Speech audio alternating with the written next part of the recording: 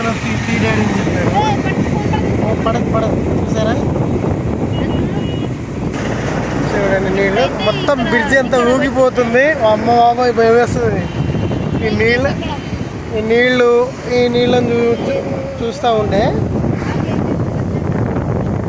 చూడండి ఎంత ఫ్లోటింగ్ ఉంది చూసారా.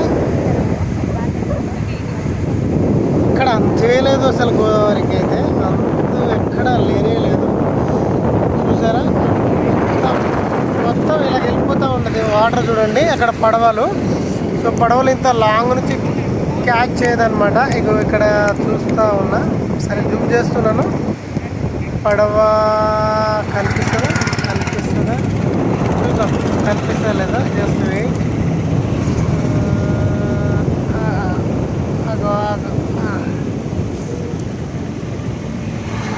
ఇక్కడ చూస్తున్నాను. ఓకే ఇదండి పడవ,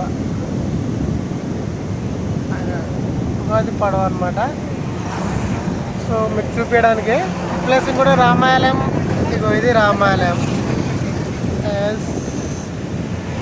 ఇది జై శ్రీరామ్ ఇదన్నమాట గుడి. చూసారు కదా గుడి, ఇది రామాలయం గుడి. సో గోదావరి ఇలా చూడండి. నాకు భయం వేస్తుంది వెహికల్స్ వెళ్తూ ఉంటే భయం అవుతూ ఉంది. ఎందుకంటే చూడండి వెహికల్స్, పెద్ద వెహికల్స్ ఏమైనా బస్సు కానీ లారీలు వెళ్తూ ఉంటే,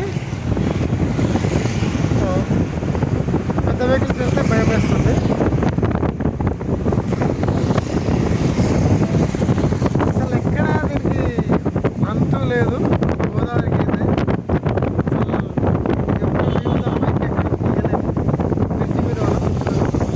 బ్రిడ్జి మొత్తం ఊగిపోతుంది. భయం వేస్తుంది నాకైతే, చాలా భయం వేస్తుంది. మీకు ఎలా నచ్చిందో చెప్పండి. కాకపోతే భద్రాచలం వచ్చేవాళ్ళు మాత్రం ఎంజాయ్ చేయవచ్చు ఈ వెదర్ బాగుంది. గాలి ప్లస్ బ్రిడ్జి చూడండి, లారీ వెళ్తూ ఉంది కదా, ఊగుతూ ఉంది బ్రిడ్జి మొత్తం. ఇక్కడ షేక్ అవుతూ ఉంది. అవి ఇంకో లారీ, అమ్మ బాబోయ్.